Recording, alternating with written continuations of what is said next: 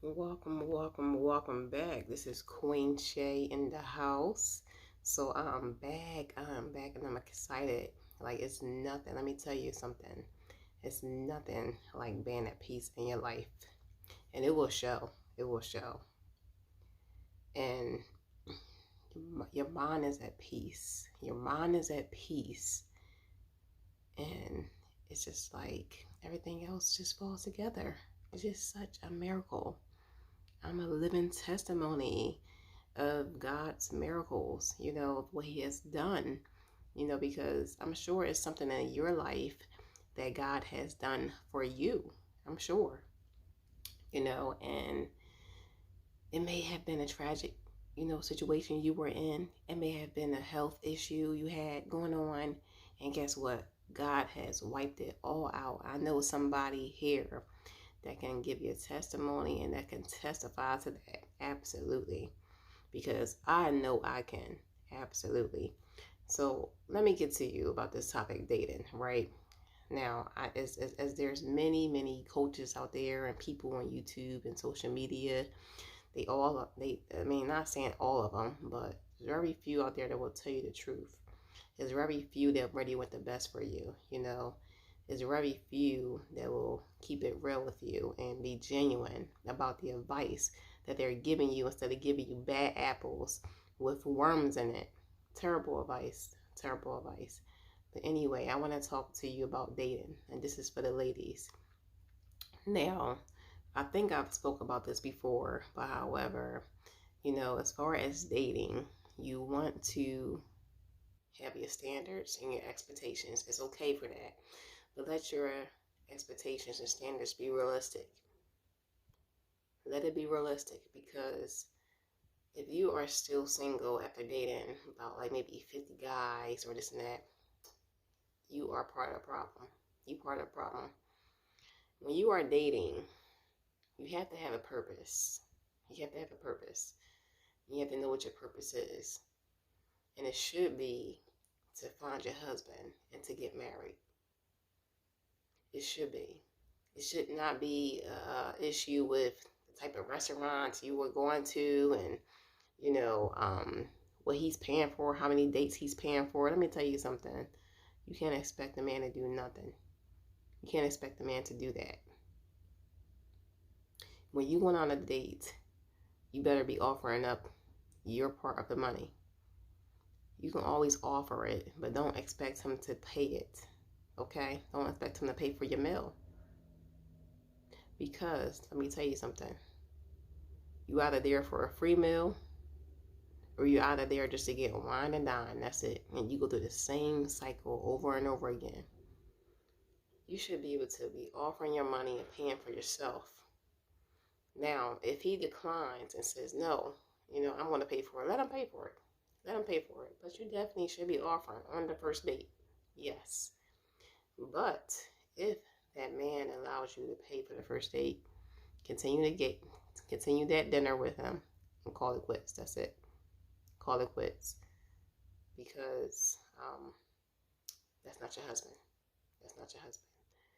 So let me tell you something. Why would it matter if you go to the Cheesecake Factory, if you go to Olive Garden? Why does it matter? Even if you go for a walk, grab some ice cream and espresso, you get to know him. You get to know him. That's more of an intimate moment with you two. That's more of an intimate moment. But you gotta stop with these unrealistic expectations. He gotta be 6 feet. He gotta make 6 figures. Okay, let's say if he's 6 feet and make 6 figures. Let me tell you something. That man is not gonna be faithful to you unless he is a man who lives to please God. If he is a man who lives to please God, he will be faithful to you. But there's very few of those. Very few. So you have to be realistic with your expectations. You have to use your wisdom, ask God for wisdom, pray about it. That's what I always do. I pray about every situation because I want to make sure my desires and will is aligned with the will that God has for me, because there was a time I've been outside of God's will, and guess what? All it was temporary joy, or it didn't work out. because I was not inside of God's will. But you have to seek the Lord.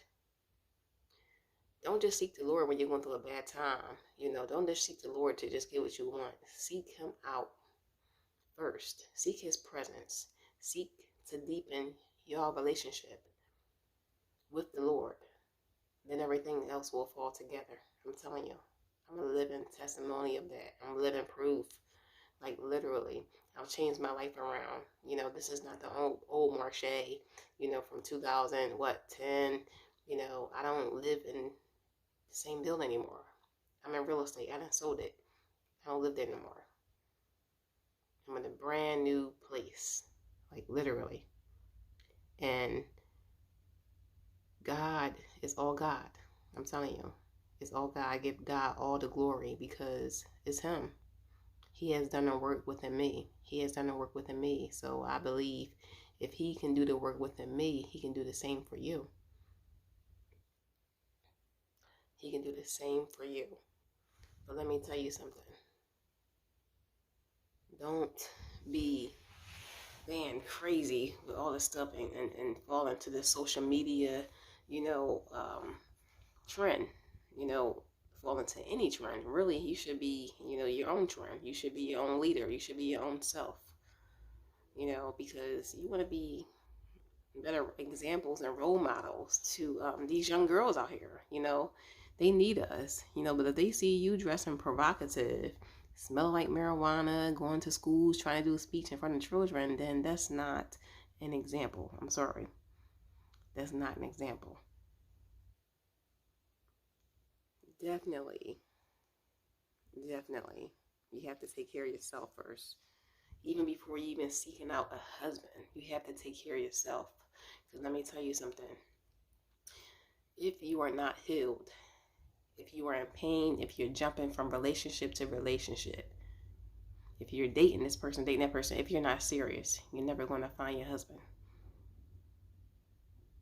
You're not going to find your husband. If you change your life around, but not be conformed of this world, but let the greater one that is upstairs be inside you, I'm telling you, everything will fall together. But don't let the social media trend and the influence, get to you, get to your mind. Ask God for wisdom, because He says, if you ask me for wisdom, I will give it to you generously. And it is so. It is so. Because there's a difference between, you can have wisdom, but it may be earthly wisdom. It's not godly wisdom. It's earthly wisdom, because you like, okay, I got the street smarts, but you don't have the spiritual, and you don't have God in your life right now. So how are you able to give godly wisdom? And that's not a judgment. That's not a judgment, because I wasn't always here where I am today. But what I'm saying to you is that you can get there.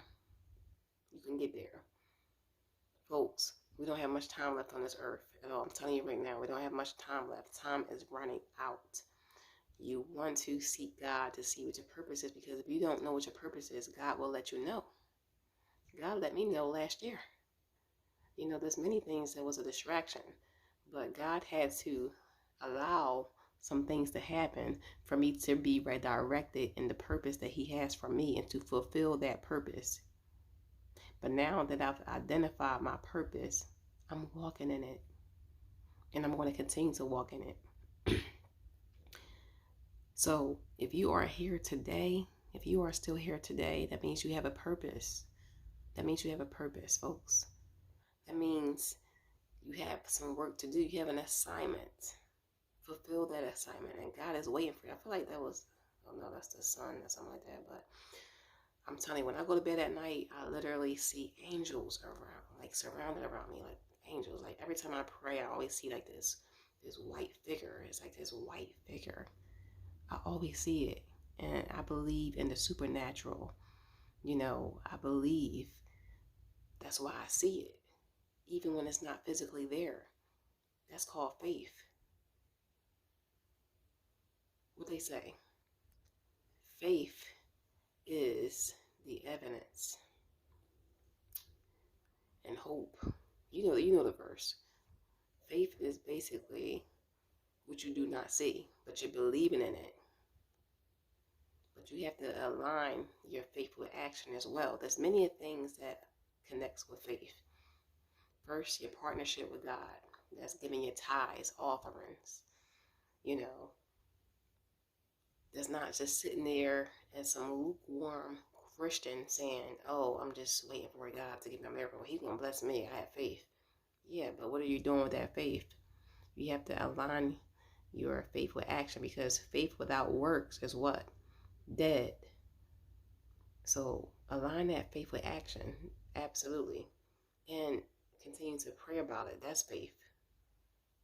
Continue to do it. Continue to walk in your purpose, even when you don't see it. But I can feel it. I'm telling you, there's a miracle coming. I can feel it, like literally. I'm excited. I'm excited when the devil is riding my tail, because you got to know then that's when your breakthrough is near. You got to know then. And let me tell you, don't give up. Don't give up, because your breakthrough can be around the corner, but you just missed it because you gave up. You just was almost there. Like literally, not even a mile, but like a quarter of a mile. Like literally. And you missed it because you gave up. Don't let anything deter you from the plan and purpose that God has for you.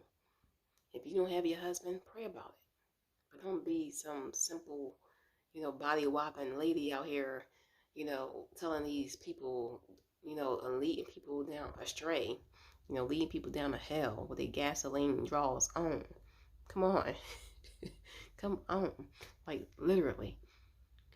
Let's be better examples for these young girls, like literally, because they're looking up to us. They probably don't have no one in their home setting that they could look up to, that they could talk to. Like we probably, in my generation, I'm an 80s baby. So in our generation, we probably had somebody in our home setting to help us when we even first got our first, menstrual cycle.